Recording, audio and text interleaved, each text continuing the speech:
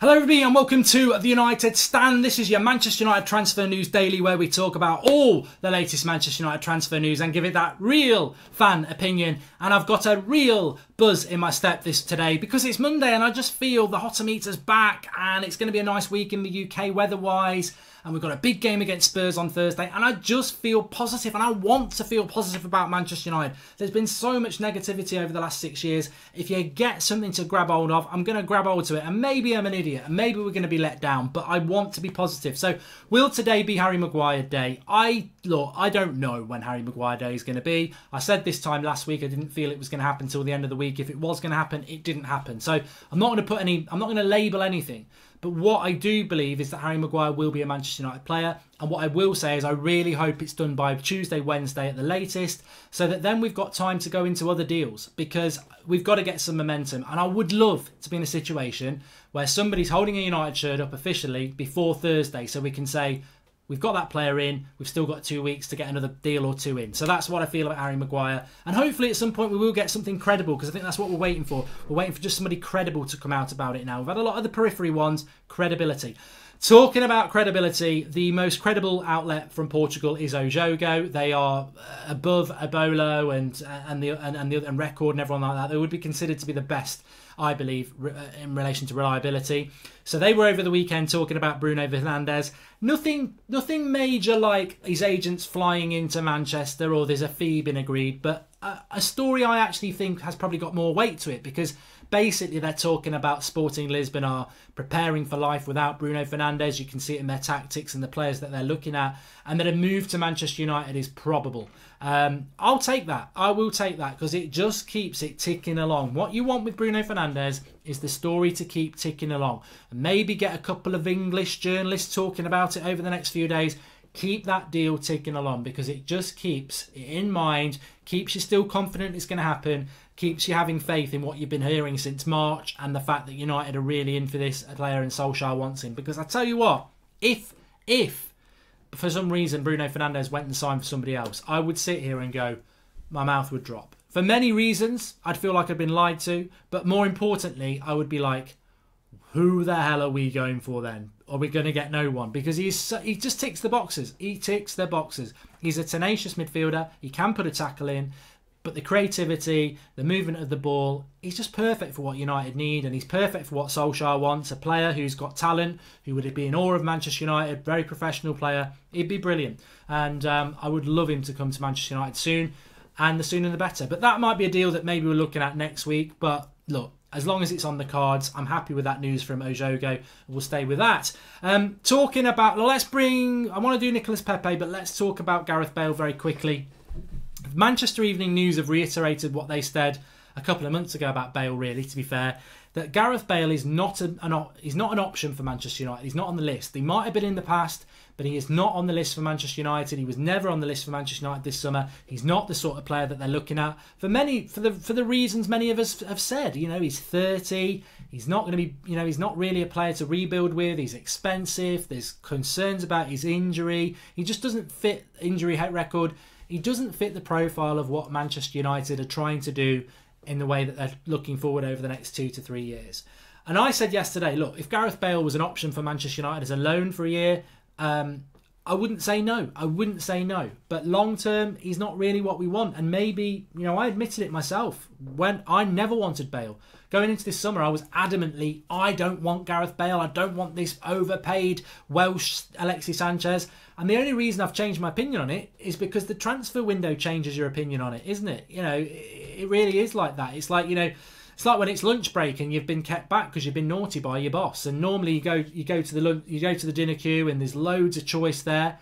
But by the time you get to the front because you're late, there's stuff that you wouldn't normally eat there, and you take it and you go, well, that'll do. And I think that's sort of my approach with the Gareth Bale thing is I'd rather have Gareth Bale than nothing. And the transfer window is running down, so it is a bit desperation. But actually, if we focus on the plan and we do bring in the players that we need, then Gareth Bale isn't really a player that we want. There's a lot of talk about Gareth Bale that there's a surprise anyway. And United wouldn't be a surprise. Bayern Munich wouldn't be a surprise. A return to Spurs wouldn't be a surprise. I'm wondering if the surprise is China, and if it is bloody China, I'll say it again. If Chinese clubs want Bale, just go and get the Chilean version. His name's Alexis Sanchez and he can play the piano. Might be a few issues with his dogs, but with regards to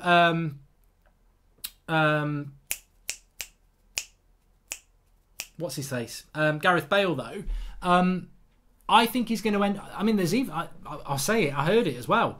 Real Madrid. He plays for Real Madrid. I know. Real Madrid. Neymar. Swap deal. You never know. You never know. So, look, that may be a surprise, but I don't see Gareth Bale coming to United. And if we move to the hotter meter, we'll do Pepe first. With regards to Nicola Pepe, I don't believe this story, but this is the latest Manchester United transfer news. I think some people think the Transfer Daily, and you get towards the end of the transfer window, and I don't say it as much as I do at the start, but Transfer Daily is about all the news in the transfer world. It's not Mark Goldbridge writing down, oh, Roma want to sell us Totti. It doesn't even play for him anymore. You know, it does come from somewhere. So with regards to all the stuff we talk about, there is an outlet that it's come from, and then we discuss it as fans. That's how it works. So Nicola Pepe is quite interesting. So this is coming from Corriere dello Sport in Italy, because Napoli are in for Pepe, and they're saying that the main rival is Manchester United for Pepe. So it builds, it's another outlet, and it builds the momentum of Nicola Pepe to Manchester United. And it excites those people who want Nicola Pepe. But I'm just going to be the passion killer, you know, the cock blocker, I suppose. And I'm going to say, oh, that sounds totally wrong. Totally wrong. But I'm going to say that I just don't believe Nicola Pepe to Manchester United. I don't believe it. But I'm a player who, I'm not a player. I'm somebody who really likes him. I really like him. I think his season last year in particular, a team like Lille, to score all those goals from the right wing, he's very good. I agree with a lot of people that say, but you've got to be careful with Nicola Pepe. He's not this bloody world-class talent. You know, he could flop as much as he could be a success. I totally agree with that. You know, you don't buy a player from Lille and at 24 and think, you know, he's going to be a world beater. But he's certainly better than what we've got. And he would be a good signing. I don't think he's worth 70 million either, by the way. And that's the price that's been quoted over the weekend. I think he's more of a 50 million player, maybe a little bit less than that. So... But these are reasons I don't think United are in for him. I just feel that we're being used, again, like we were used for many deals this summer. I don't think we're in for a right winger. I don't even think we're going to sign a right winger. So I don't think we're in for Nicola Pepe. So I'm sorry about that, because I would really like him, but I just don't think we're in for him. But having said that, it's now the third or fourth outlet in the last couple of days that have started linking us to him. And that will encourage some fans, because he's a player, it's a bit like Thomas Partey, isn't it? He's a player that we've all spoken about, saying they'd be a good signing for United. We need a player in that position. But we've never really had anybody talking about it. Well, over this last couple of days, there are people talking about Manchester United and Pepe. I just feel it's because Nicola Pepe's now back from the AFCON. He's ready to make his move. Everyone knows he's going to leave Lille. The president of Lille said he's leaving Lille. His agent has previously said that he's open to everything. I think Liverpool is where he's going to go. I think Liverpool have not really done anything in this transfer window. They're the champions of Europe. They're trying to close a gap on Man City, who've bought Rodrigo. They're going to get Rodri. They're going to get Cancelo, and they've got De Bruyne back, who's going to be like a new signing. City are stronger, and Liverpool are the same. So I think Liverpool will get Nicola Pepe. So that's another reason I'm not getting hyped by it, because I don't want to be, oh, look, we've beat you again, because I don't actually believe we're in for him. And I think it'll be the same as Fabinho, a player that the fans wanted to sign, but the club were never in for some God-known reason. What next? We spoke about Fernandes. We spoke about Pepe. We spoke about Bale. We spoke about Maguire. I mean, keep your eye this week on Sean Longstaff as well. I think he is a target for Manchester United. I mean, look, let's go to the hotter meter on the left. So the way the hotter meter works is we've had this going up every now and again on the transfer shows throughout the summer. The Goldbridge hotter meter, rumoured media transfers, but they are my rankings out of 10, really. So Maguire's at the top. I'm 90% sure that's going to be the deal. I'm going to keep him at 9. I'm keeping Bruno Fernandes at 90%, all or nothing. Look, I've said all summer that we're going to sign him. I'm not going to bottle it now. I still think we're going to sign him, and I hope Woodward doesn't bottle it as well. Sean Longstaff drops to an 80%. I'm probably tempted to start dropping him down to 60%, but I'm going to give it a couple of days. I think with Longstaff, the money Newcastle want, it might make that deal impossible, but United really want him, so I'm going to keep him there at the moment. And then you drop down, I mean, there's a big drop then. It's like dropping off a cliff because you go from 80-90% sure on a signing to 20%. I mean, Koulibaly, should he even be in there? We're probably so close to Maguire, which nullifies Koulibaly. I mean, imagine if Man City go and sign him. Because Man City want a centre-back. If we get Maguire and they get Koulibaly, I will cry. I will cry. Milinkovic-Savic, you could probably knock him up a little bit there. As I said on the show last night, the president of Lazio saying that Milinkovic-Savic wants to go and play for a top 10 in the world club. Counts as out then, doesn't it? But I think in relation to status, it counts as in. Pogba would have to leave. Pogba would have to leave for us to go for him. So 20%, because I don't think that's going to happen. Gareth Bale, while he's available, you've got to say United are always going to be mentioned. And then Ben Yedder, just because as and when Lukaku, who we've not even mentioned on this Monday morning, Lukaku has got to go at some point. And when he goes, will we go for another striker? I mean, I think that's why some people think maybe Nicola Pepe, because if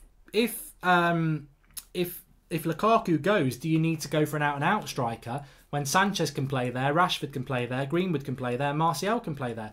Or do you bring a player like Nicola Pepe in, who can also play up front but can play off the right? And do you have people like Sanchez, Martial, Chong, Sanchez, Martial, Chong, Rashford, Greenwood, and then Nicola Pepe, who can all play in the multiple positions across the front three? And maybe that's what Ollie will do.